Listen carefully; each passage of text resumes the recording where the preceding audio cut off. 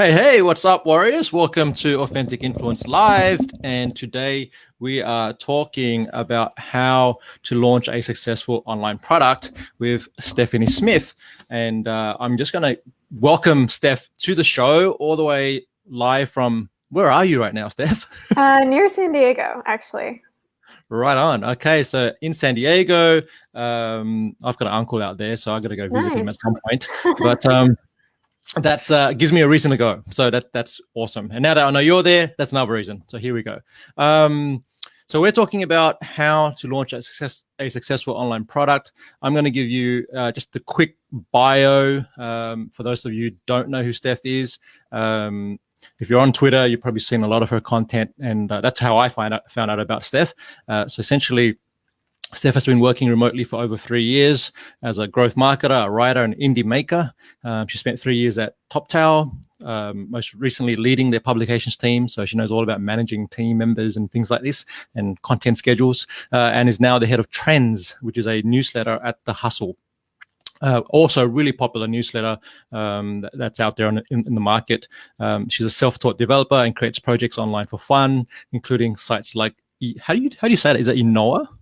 Eunoia. Yeah, it's kind of a Enoa. strange word. Mm-hmm. Okay, and her recent book, Doing Content Right. So I've just been following the progress and journey of the ebook, and I've purchased the ebook, read the ebook. It's tremendous. And as a content writer, I'm sitting there going, yes. We're going to cover things like distribution frameworks and SEO and these sort of things, which I've been raving on about to people, and they look at me and go, what the hell are you talking about? But I know, like, you're like a prime case study of someone who gets it and who knows how to implement some of those theories and concepts. So I wanted to really bring you in here to teach some of our audience about just some of the things that you've been doing, and just share your work and, you know, some of the insights you've had from starting a blog and then turning that into what it's become, and the opportunities that have come from that, you know, as someone who's been writing and making things. So welcome to the show, Steph. Thanks so much for having me, and thanks for such a nice intro, and of course for buying the book as well. So let's start there. So you launched the book. When did you actually first, I guess, promote the book or let people know that was coming? Yeah, so I mean, it actually first started over a year ago with an outline, and I was just going to write a blog post on my blog at the time of, like, you know what, I had started my blog earlier in 2019. It had grown super quickly. So mid-year, I was like, well, like, maybe I should actually, lots of people want to do the same thing, create a blog post about it. But I got overwhelmed because the outline itself was like thousands of words. And I was like, man, if I'm going to actually write this, it's going to take a lot of work. So I think I was busy at the time. I ended up kind of tabling it. And then I basically rediscovered it more recently. And I think this was a couple months ago. And I just tweeted out, because I was like, really, if I'm going to go and complete this, outline this many thousands of words, it's going to be a lot of work. And so I tweeted it and was like, look, would people pay $10 for this? And a lot of people said yes. And actually a lot of people said they pay more for it. And so that's how it started. And I think that was in the summer, and then ended up spending 2 months or so cleaning it up and getting it out there. And then I think it was launched in September. That's incredible. And so from September until, I think the most recent stat was, I read it out earlier, you've had over 1,000 sales. And you've just, like, gradually, so something that really stood out to me, and mainly because I essentially work with my clients to produce customer case studies and success stories and put those out and use those as a device for marketing, right? And I've been ranting on the podcast here and like, to all my people, case studies, use social proof. This is the thing that that's very, very important in today's world. Trust has become, it's a lot of people are not trusting what they see online, right? So this is becoming a huge pandemic, other than the other pandemic we're going through. And so, can you just talk a little bit about how you've been able to use, I guess, social proof in really growing not only your blog, but the newsletter, and also, just in all the things that you're doing? Yeah, I think you're completely right that I mean, this is one of the lessons from the book, is that especially in certain areas that are low barrier to entry, which are things like writing, that just a lot of people, because it has such a low barrier to entry, are entering that market and want to be successful, which just means there's a lot of competition. And there's many ways that you can stand out in any industry, but one of them is always being, that much further ahead in that industry, or having that much more experience in that industry. And so one of the things that I think helped me, before I even get into some of the marketing stuff, is just the fact that many people who write ebooks about content or marketing maybe don't actually have that much experience doing that. But I came in with several years of actually getting paid as an expert to do that. I had led teams that did this. And so I really came in and knew that there was like a level of content that I could provide to people from that expertise. And then from there, it was all about like, how do you communicate this? So for example, there was little things like you mentioned, I've sold over 1,000 copies, like using that to like, that's like front and center on the page. As soon as I had a table of contents that was ready and super thorough, like I slapped that on the page. I really, really leveraged an affiliate program so that basically people who trusted me, who liked the product and I thought other people would like it, actually did a lot of the selling for me, which helps because, often when you sell something yourself, it's hard for people to garner whether you're legitimate or not. But if other people are selling for you, I think that adds that level of social proof. And there's, endless other things that you can add to that. But it is really important that you come from a place of expertise before you go and create something. And then, you go and figure out, how do I communicate this expertise, whether it's on the landing page, whether it's through the marketing assets, whether it's through doing events like this. But you do need to come from a place of expertise because you can't really differentiate if you are kind of just like the average of what everything else out there. Yeah, and there's a really great, I think there was an infographic or something that you tweeted recently, which was like the journey to become an overnight success is really, it's not, what was it again? It's like, it's not a... Yeah, it was meant to be a joke, and it's so funny because some people took it very seriously, but it was meant to be a comment. I think it was something along the lines of like, how to sell a product overnight, like build an audience for years. And it was actually meant to be a joke. That's why it had like an upside down smiley at the end. But it's so funny because I had so many people be like, oh, but like, when do you know when it's time? And like, how do you actually build up an audience for that many years? And I'm like, okay, like this is just meant as a comment of like, basically most of the people that you see that are successful, whether it's online or otherwise, have a way longer story than you realize of them hacking away at whatever they're doing. And that trajectory, you only see again like a sliver of it. And so it's so funny when you see people selling stuff online. Even myself, like this book was really a culmination of several years and projects that made me nothing, that built up an audience of people who were like, I'm interested in the story. I want to like get along for the ride. And then eventually when I found the right product that, was something that people wanted, then I started to kind of reap the rewards. But even if you look at my story and you didn't know all those things prior, you'd be like, oh, this is an overnight success. And it certainly wasn't. Yeah, we see that a lot. I mean, in all the, I don't know, whether the Hollywood stars or the musicians, and they go, before they were the Beatles, they were literally at it for decades, before people knew who they were. And there's a sort of a combination of different, there's timing, but then there's also luck, and there's other things, networks that you've built and all these things. So let's get into that. We're going to run through a couple of questions that sort of front in mind. The first one is like, how did building in the open contribute to the success of the book? And I know you're someone who's like likes to share openly about your journey, and I love that about what you're doing. So yeah, let's talk a bit about that, Steph. Yeah, so I think the first thing to mention about building in the open is you can only do it if you truly understand. If you ever heard of Derek Sivers' concept of ideas versus execution, you can only really build in the open successfully and like without restraint if you really believe in that concept of execution being worth significantly more than your ideas, and that your ideas really aren't that special, most likely.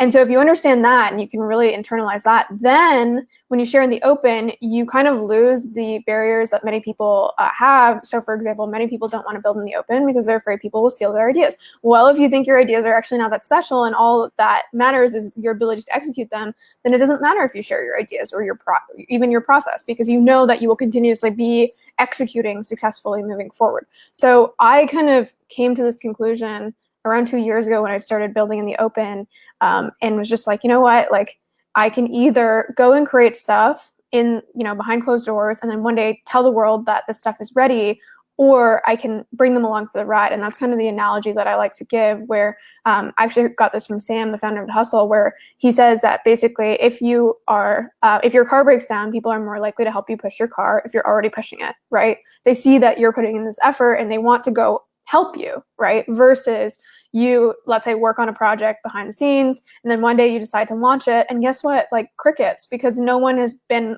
pushing your car with you, right? Like no one wants to be a part of that story, at least not at that point. And I actually discovered this, or I had like the first inkling of this when I created my first project ever, which was pretty much like not successful at all, but it was a project I created after learning to code, and I tweeted about it, and it actually got a bunch of likes and retweets because I think Product Hunt retweeted it. But I basically, the tweet copy was something like, just taught myself, or I learned to code over the last couple months, just launched my first project, it's Nomad Hub, blah, blah, blah.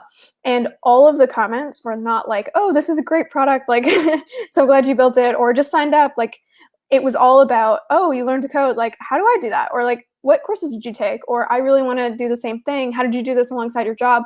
And I just realized that people are, we're social creatures, and we're interested in, again, being a part of other people's stories instead of just, hearing about something that's a success at the end of that story, right? Imagine watching a movie and you just like, you show up for like the climax. You're like, oh, that's kind of nice, but like, what happened before? And so I think that was my kind of a little bit of an aha moment that I built up, or I understood more later, in that, again, people are interested in getting to know the story, being part of the process. And then after that, I just started opening everything up, and it's worked for me super well. Yeah, and I think what's coming up for me in this journey, and I guess for some of our listeners would be, but Steph, I don't want everyone to know exactly what I'm doing, and maybe I'm still working it out, and I don't want to come across as someone who's not the expert. I'm still that part of me that goes, it has to be perfect. It's got to be, the imposter syndrome's kicking in, right? How do I deal with that? So what's your kind of your process around managing that? Yeah, so I'll go back to the car analogy in that I think a lot of people, when they think of building in the open, they think of like, because there are certain people that do this, that, like people who are just sharing their revenue numbers and like, oh, like made more this month and then more this month. And like, if anything, I think a lot of those people maybe do build up followings, but I do think it comes off as a little self-absorbed or fake, or I do some of this stuff as well. So I'm not trying to hate on them, but I think the point that I'm trying to get across is if I bring up the car analogy again, you can't have someone help you push your car if your car never breaks down, right? If your car is like zoom in, you probably don't need people helping you. But the idea here is that people like getting involved. People, for example, they root for underdogs. They like getting involved in stories that they can support, that they feel like they're a part of. And if you're always successful and you always seem like you know exactly what you're doing, then you're actually probably going to be less successful building in the open.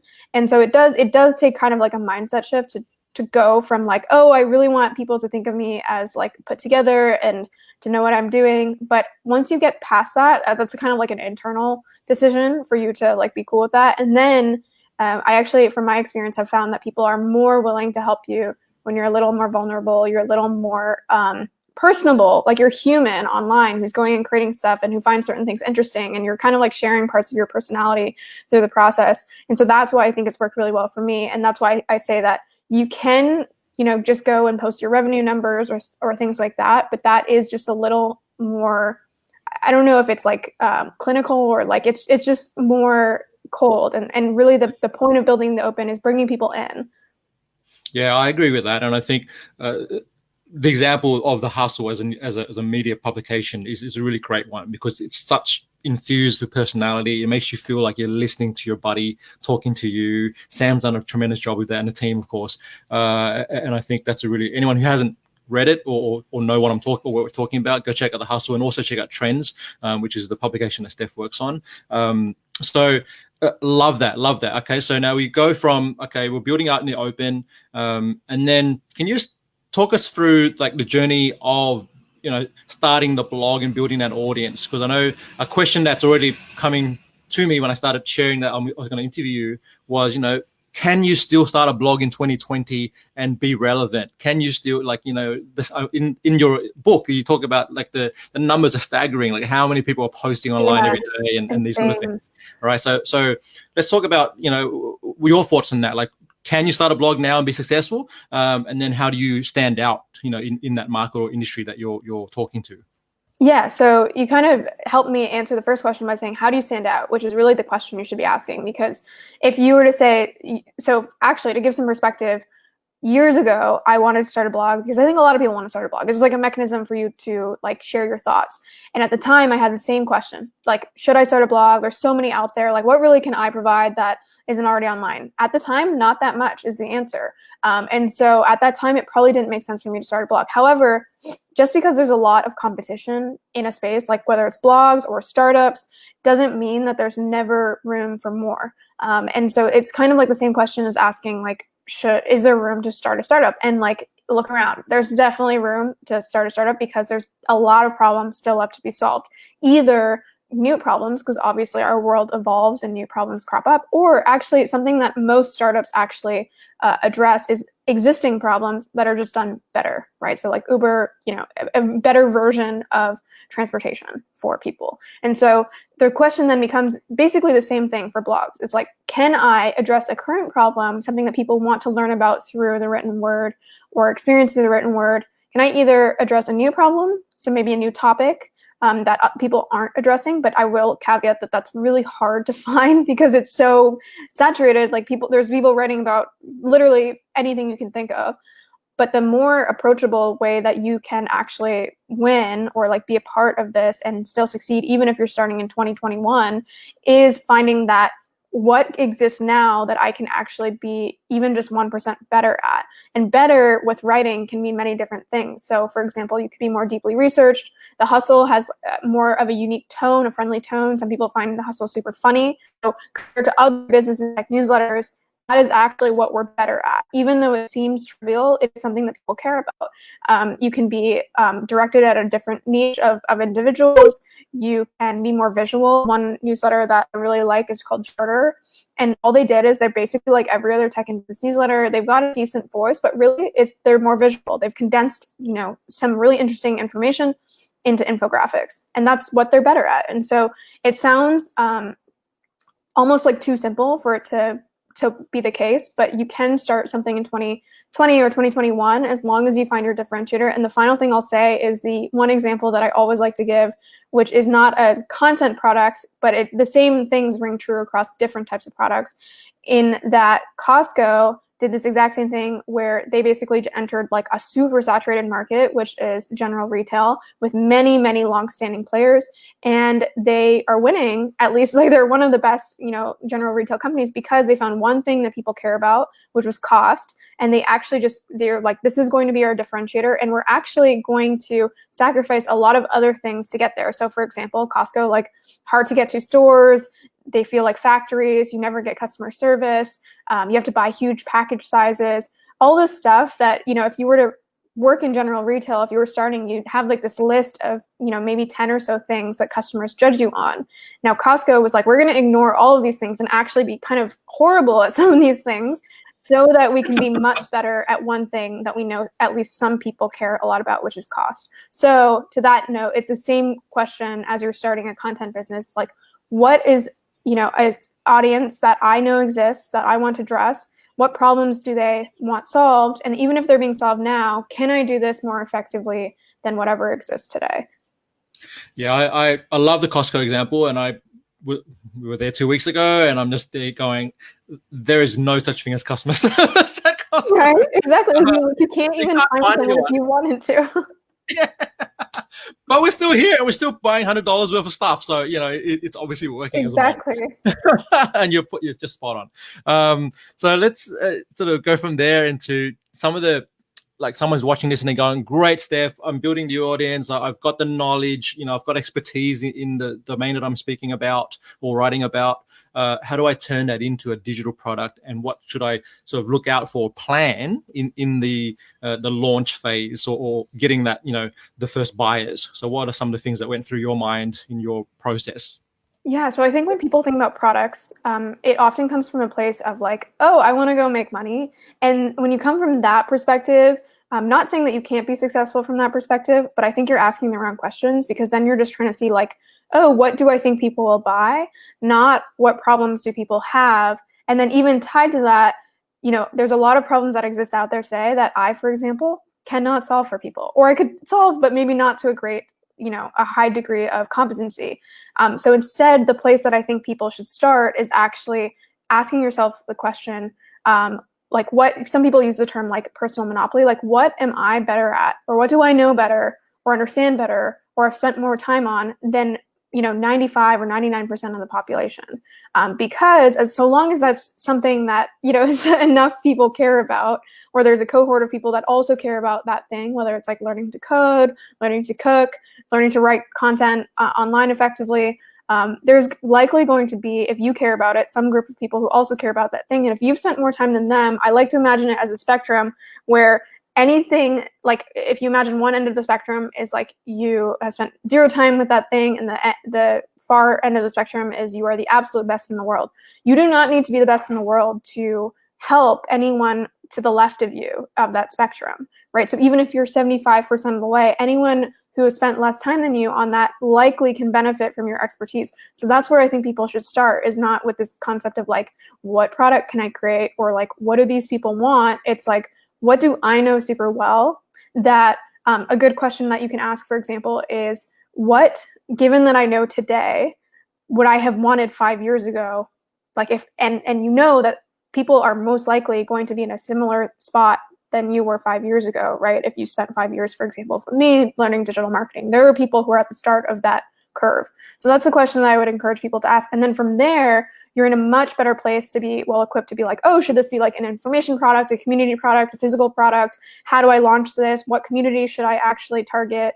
All those things kind of come from understanding something super, super well, because you've spent a lot of time with it.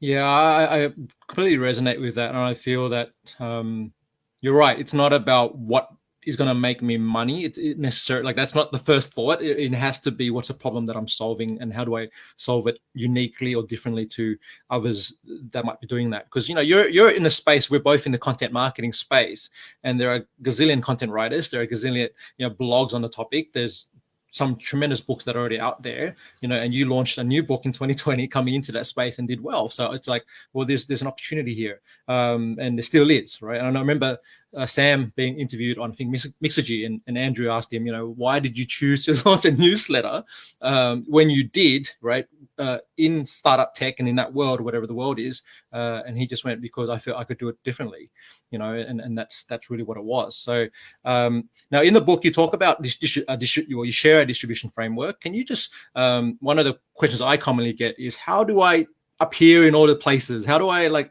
do that and not go crazy, because I'm just so stretched in terms of how to distribute effectively? And what are so you share a framework in the book. Can you talk a little bit about how you do it, and how you've learned to do it for the newsletter and different publications you work on? Yeah, absolutely. So the framework that I use, I think I'm referring to the same thing. It's this like explore and exploit technique, which is actually, like, I didn't invent those terms. It's actually from computer science. But basically, it's this concept where at any given time, you have the question, do I spend more time on what I know, or what is the like missed potential opportunity on something that I don't know, right? And this like isn't just with things like distribution. This is like, do I go to a new restaurant, or do I go to a restaurant that I know is like pretty good, but then there may be some missed opportunity of something even better? So with channels, it's the same question of, how do I find channels that serve me super well, that I can double down on, while still keeping an open mind to what I may not even know, right? If you think about it like a global or a local minimum or maximum, you want to continue testing so that you're not just at your local maximum, but you find your global maximum. So the way that you do this, or the way that I encourage people to do this, is especially if you're targeting communities, communities are just relationships. And so if you just imagine if you're trying to make a bunch of friends and you went and you spent 5 minutes with 1,000 people, well, you wouldn't really have gotten very far. versus if you just spent your whole year with one person, you also won't get very far. So you've got to balance it. And the way that I encourage people to balance it is do things in cohorts, right? Within the given time that you have to test channels, you start with, for example, and you can kind of, again, curate this to your bandwidth and your needs, but like you start with 3 channels and you test them out and you set a time period to say, I'm going to test these out for 2 months, and then I'm going to compare them. And I'm going to see like how much time are these channels taking me? Am I getting more traction on one or the other? And then you make the active decision.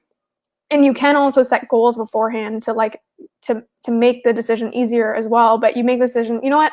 These 2 are serving me clearly, or maybe one of them is definitely serving me. One of them I need more time, and one of them really just doesn't seem to be my right audience. So you table it, and then you have a rolling structure to basically explore new channels, and then you exploit the ones that really are working. And at some point, you'll probably get to a point where you have a decent, let's say like 3 channels that are really working for you. You don't need 20, and you just really focus on exploiting those. A really good book that I would recommend is this book called Algorithms to Live By, that talks about using this explore, exploit framework for not just things like this, for anything from like dating, which sounds a little, again, like clinical or something that some people would disagree with, but they're literally like, it's a similar idea where it's like, how do you know when to settle down with someone, right? It's like, oh, well, you go and like you play the field and figure out what you like and what you want and what's working for you, what's working for other people. And then at some point you decide, you know what, I've seen what I need to see. And the same thing is true with channels, where eventually you'll get to a point, hopefully, where you're like, you know what, these like Twitter really works for me, for example. And so I spend a lot of time on Twitter, but it took time is it Twitter? Is it Facebook? Is it TikTok? Is it Instagram? It took time to figure that out. And that's why you do it in this kind of rolling cohort basis at the beginning, where you're exploring. And then slowly over time, you want to shift more of your effort from the exploration to the exploitation of what's working for you. So can you just break down what you're actually doing on Twitter? So I know some people listen to this and they go, okay, I want to start an audience, whether it's TikTok or wherever it may be. But what is it, if you have to break it down in percentages, right? Like, how do you allocate your time on the platform? Okay, so people go, okay, I'll get the 3 channels. I'm going to allocate maybe 2 months per channel, and I'm going to work it out and table it. Now, how do I actually go and utilize that? And what I see a common mistake people make is they're using it as a broadcast channel. So they just go in and they just keep posting things and check out my blog, and there's no, that's not, to me, that's not building community. And then they wonder, why isn't anyone buying when I launch the product? So what have you learned about that? Yeah, so the way I like to think about it, and I encourage people to think about it, is to your exact point. People will use Twitter or any of these channels, and they'll just like have it just be like a constant promo feed, or they won't get to know the channel at all in terms of like how people act on that channel. But more importantly, the question becomes, especially with a type of channel like Twitter, where people follow you, versus something like a community where it's more of a communal thing, you just ask yourself the question, like, would I follow me? Right? Like, if I'm providing any value, this kind of brings us back to this idea of differentiating and being significantly better in one area, and actually having people know you for something. So for example, on Twitter, I tweet about a lot of things now, because I also see social networks as kind of, again, like a relationship. So if you think about when you make a friend somewhere, you normally start and you meet them at, like, for example, like a meetup or through a mutual friend. There's like some sort of like core seed that you bond over. And then you bond over that thing and someone gets to know you for that thing, and then you become friends. And then over time, it kind of like spirals into more things. Well, the same thing is true on social channels, where you have to ask yourself, like, would I follow myself? And, would other people want to follow me? And as part of that, you should probably think about, like, what's my thing? Like, what do people, or what do I want people to think of me for? For me, at the beginning, it was stuff like I had been working remotely for a long time before the whole world kind of was forced into it. So I tweeted about a lot of that kind of stuff. I tweeted about learning to code. I had very like concrete things that fit together, and people started to get to know me for. And then again, now if you view my tweet or feed, you'd be like, what stuff? You don't talk about remote work at all. But the idea is that, again, you can expand later, but really focus on, like, why would someone follow me? Whether it's Twitter or elsewhere, and focus on that at the beginning, and just be honest with yourself. Again, just like literally ask yourself, would I follow an account like this? And if not, figure out how you become the type of account that you want to follow. Yeah, that's a really good example, because most people are already following some kind of account somewhere. So what makes you follow that? I know in the book you talk about even just analyzing 3 newsletters and looking at, what if you yeah, what differentiates newsletter? If you take away the technology and whatever it may be, and just look at the content or the way that, you know, there's a reason why you subscribed, right? Like, and there's a reason why we unsubscribe from newsletters. Exactly. Right? And it's the same with Twitter, right? There's a reason why you click that follow button. You see so many if you are active on Twitter, you see hundreds of profiles every single day somewhere on your feed, right? And like, just think about, like, every time you go and follow someone, actually go through that exercise of like, oh, I'm following them because maybe it may be as simple as I see them everywhere, but more likely it's like, oh, their like last couple tweets were really, really clever, or like I really have been looking for someone who talks about this really difficult topic in a nuanced way, or like there's so many reasons why you follow someone, and to your point, why you unfollow someone. And it's, you know, the same thing with newsletters, same thing with products that you buy and stop buying. Really go through the exercise of understanding why you have taken that very concrete step, either direction, and what you can learn from that, and why would someone take that step for you, yes or no? And if it's a no, then like, how do you get there? How do you basically become the type of people that you're very interested in interacting with? I'm just going, whoa, okay, love it. So I'm looking at your website. So for those who have not seen Steph's site, I recommend you head over to stephsmith.io, and you can connect with her there. She's also on Twitter at stephsmith.io. Oh, sorry, at stephsmith.io.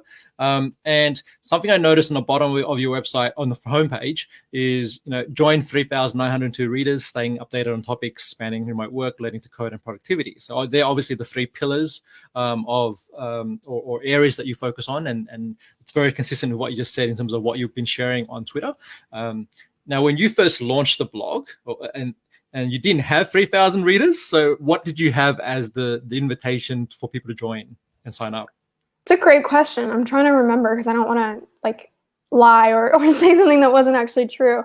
I think it was just like simple marketing copy of like, I think one thing that I've always done relatively well, even when I didn't have a big following, was just be like super honest about what people are going to get. So I think early on it was like, I've always used copy like no spam. You'll only hear from me when you need to hear from me. I think that's always helped a little bit. And so I have obviously invested in distribution of my stuff as well. But I've had a lot of my articles be shared by other people. And I think that also comes from this. Like, for example, one of my very first articles early on was this guide to remote work that's not trying to sell you anything.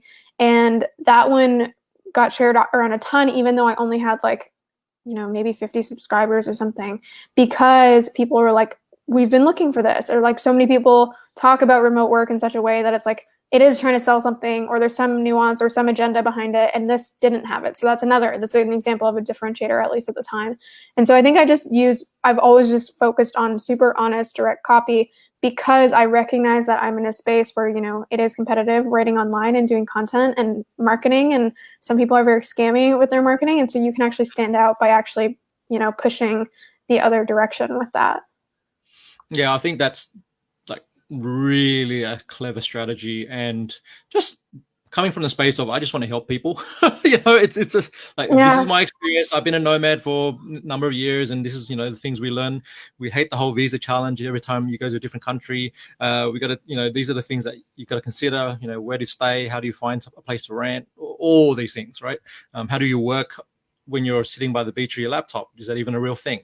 I love that you're just transparent, and you basically, like you say, you articulate clearly what's the reason to sign up for the newsletter. Because on the flip side, what I've seen other people do is literally the copy says sign up for my newsletter, but it doesn't say why, right? It's like, exactly.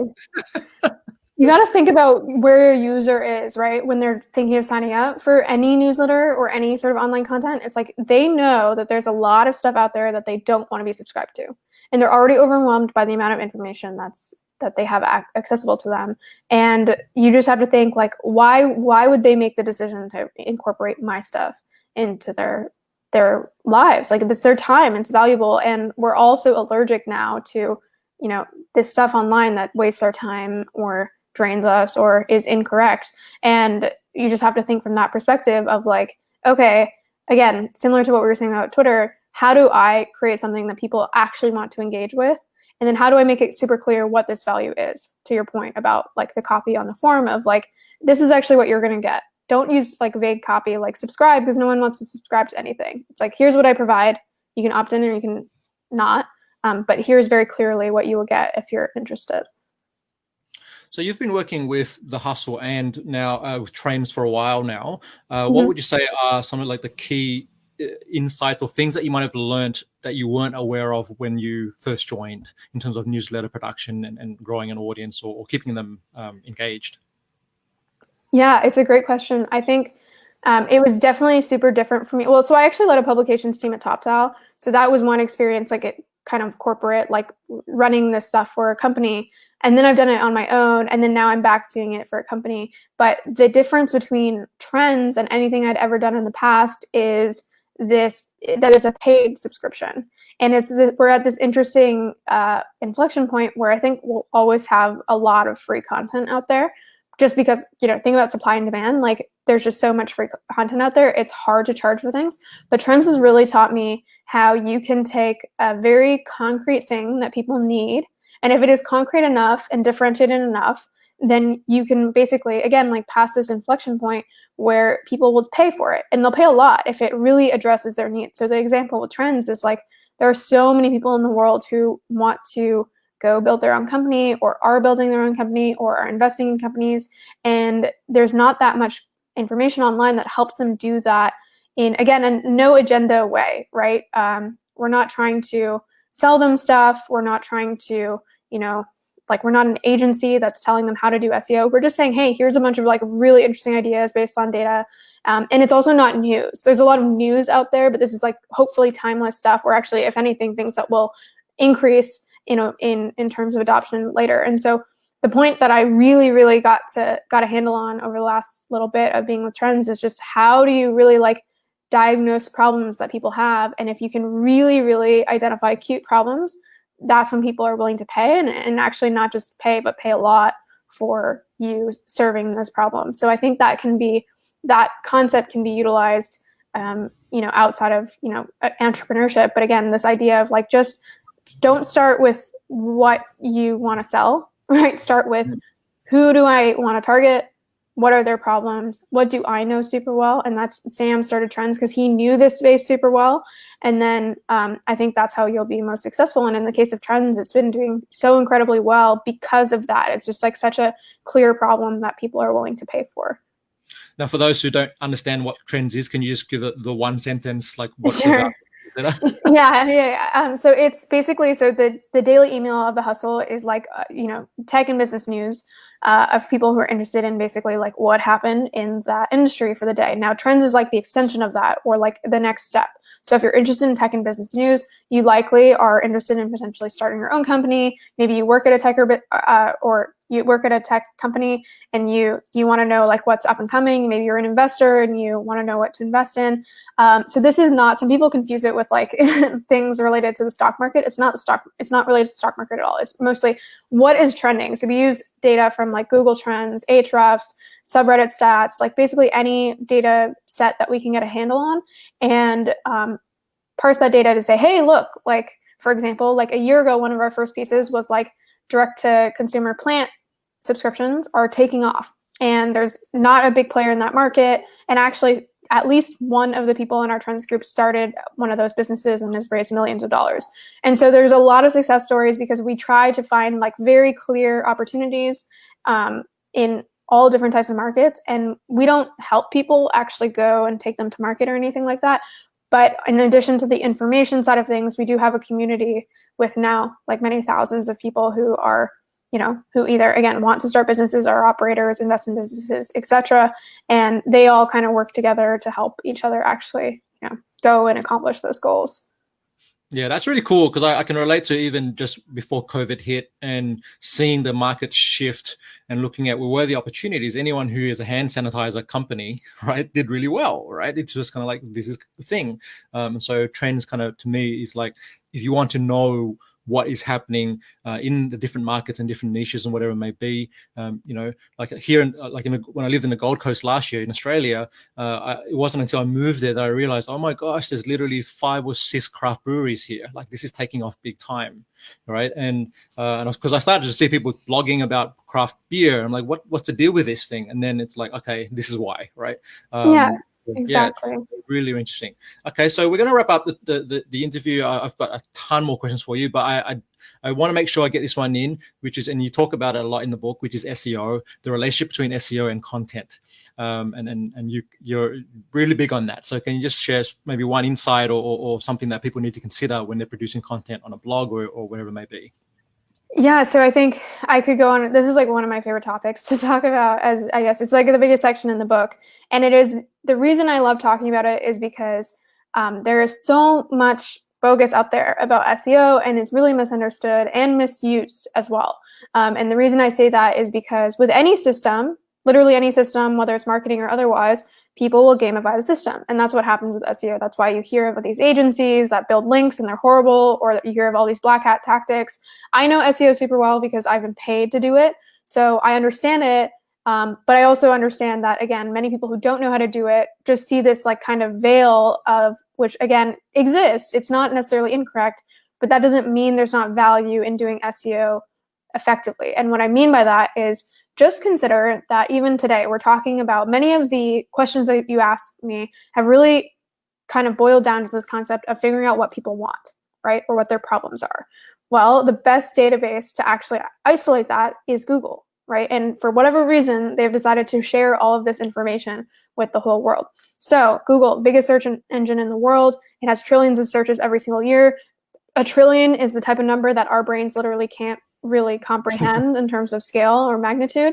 There's a really great site, by the way, if you guys just like look up like visualizing like Jeff Bezos' wealth, that's in the billions. And it's just like, you just like scroll and you're like, oh my God, like I can't compute how big this is. So a trillion is even bigger, obviously, right? 1,000 times bigger than a billion. And so this is so many data points of literally what people want. Think about when you go to Google, even though it may not be structured like a question, you are coming to Google with a problem that you want solved. Whether it's like, I just spilled wine on my carpet, how do I clean it? Or like, how do I get to this place? Or even smaller questions are just like, you actually searching for a company and trying to get to their site, right? So all of them are like micro problems that, again, aren't necessarily structured as questions, but you're telling Google what you want. And then Google, again, for whatever reason, shares all this information with us. And now we can, as either content creators or actually, I think SEO research is a great tool for any entrepreneur to understand, because you can literally kind of validate certain ideas based on what people are searching for, right? How many people are actually searching for this? Is it growing over time? Yes or no? What exists currently? Like how many people are serving this market currently? What are the related queries? So therefore, this is problem A. What's problem B, C, D, E that people care about that from problem A? And so there's so many things that you can learn, and it is a little bit of a learning curve to understand SEO in the way that it should be approached. But I just think it is this wonderful engine for you to validate things and to understand what the world cares about. And then as you understand that, you can actually use that information effectively to make your content better, because you then have done the research to not just say, like the example that I give in the book is like, let's say you're writing an online plant guide. Well, you can, and maybe you have a ton of experience, so you'll be good at this, but you can guess, okay, people who want an online plant guide probably want these sections in it. Well, what's actually probably more effective is if you look up the query online plant guide or related terms with certain tools like Ahrefs or Keywords Everywhere. You can see all of the related queries, how much search volume there is for them, the related queries to that, and you basically get this immediate download of, okay, what do people actually care about when they're searching for online plant guide? Is it that people care about what plants to buy? Is it that they care about, how to treat them in the winter or low light? Do they care about like what soil to buy? There's so many questions that like relate to that topic.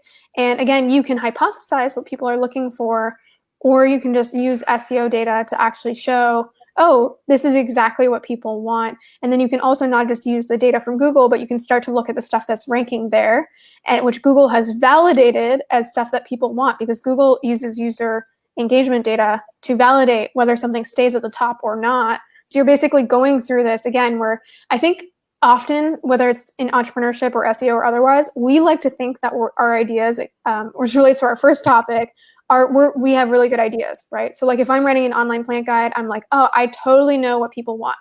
I think we should really, or I would encourage people to be a little more humble, because I've been proven wrong many times. You have, everyone else has, to just realize that maybe we might have intuition, and sometimes it is good to pursue your intuition, but at the very least, check out the data. And the best data source for validating what billions of people want with trillions of searches is Google. So I could go on for a lot longer, but I guess I'll end it there. That I just think if people should learn to use the data properly, and if they do, it is this totally untapped resource for many, many creators. Yeah, I can see your passion. And I love it. We actually had an SEO person on a while ago, Gert, who basically took us through Ahrefs and how he uses it to find keywords and what people are looking for. So that's a really great tip there, Steph. Now you've shared a gift for our audience here, which is some exercises from the book. Can you just run us through what those exercises are for, and how they can actually our listeners can use it?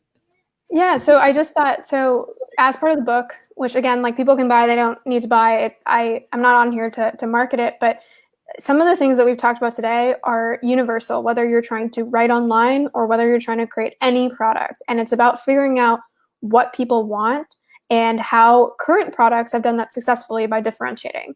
And so the first chapter of the book is this idea of a personal monopoly. And on the way to get there, there are, I think the book has more than the 5, but there's 5 key exercises at the beginning where, again, you mentioned one of them, where you're basically writing down, like, what are the newsletters that I subscribe to or have unsubscribed to? How would I kind of parse them into an adjective? And then what does that mean, right? Like, what's their differentiator? And so I think some of those exercises, again, are especially good for if you're targeting content, but are true if you're starting a startup. I would do the exact same exercises, but just swap out newsletter for startup. Right. And so the first 5 exercises you can find at that link. And I would just encourage you to go through them regardless of whether you end up, reading more of the book. Yeah, but I would definitely recommend, first of all, grab the exercises. I've created a link for this, which is simplecreativemarketing.com/Steph. You can go grab that. It's a PDF. You can go and play with it, use it. And that's the one thing that I remember the first page of your book says, don't just read it, use it. Yeah.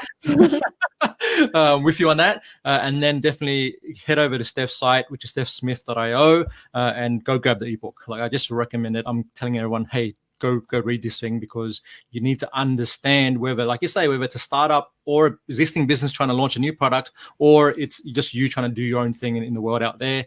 You need to learn these skills. And this is, it's so important to work out how to differentiate and how do you actually solve real problems.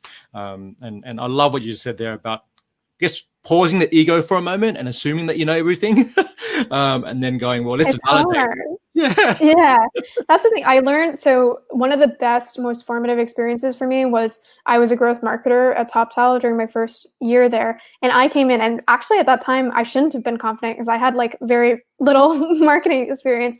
But even then I was like, I think I know what ads will work, or what people convert, or what marketing campaign, we should be investing in. And I was wrong so often. That was such a great experience for me to be like, oh, I don't actually know what people want. And so that, for me, is why I'm so passionate about things like SEO, because it's just like, look, let's be humble. Let's be realistic that often we don't know what, the 7 billion people on this earth want. And so as the more that you can get data, which is, we talked about the book, that's why I just tweeted, like, will people pay for this? Because I'm tired of trying to like guess what I think it's true or what people want. It's just so much easier to just get tangible data that shows something is true or not true.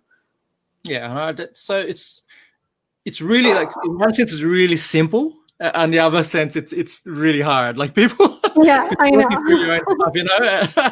And as a growth marketer, it's all experiments, it's all testing, it's all putting stuff out there and seeing what works. But there is a framework and a structure to it, which you outline in the book, which I just want to quickly tag onto that I think the reason that a lot of people don't get to that headspace is obviously our ego, but it's also that they don't have an experience like that where they can show themselves that they're wrong. Because when you think about life, you don't operate your life with experiments, right? You're not like, oh, I'm gonna like test out this place for 6 months and this place for 6 months and this relationship for 6 months and this relationship for 6 months. Like, you don't get that data in normal life, right? And so you almost have to, I mean, I'm sure there's other roles outside of just like digital marketing where you can experience that. But I really think that's just like such an amazing experience to go through something like, you know, your first year on a growth marketing team where you're just like, oh my God, I'm wrong so often. And so I think that, again, just in normal life, you don't get that experience. And therefore it's hard to internalize that because it's just, you know, at odds with your ego. That's a really great point. And we'll just wrap it up there. I want to thank you, Steph, for joining us today, for sharing us your experience and your time. I'm going to have to, at some point, bring you back and talk about, let's just jam SEO for now. We can get into that. Yeah, everyone else, please head over to stephsmith.io, check out Steph's blog, subscribe to her newsletter, and then definitely check out the book, which is called Doing Content Right. Thanks again, Steph, for your time and your wonderful Thanks so much. All right.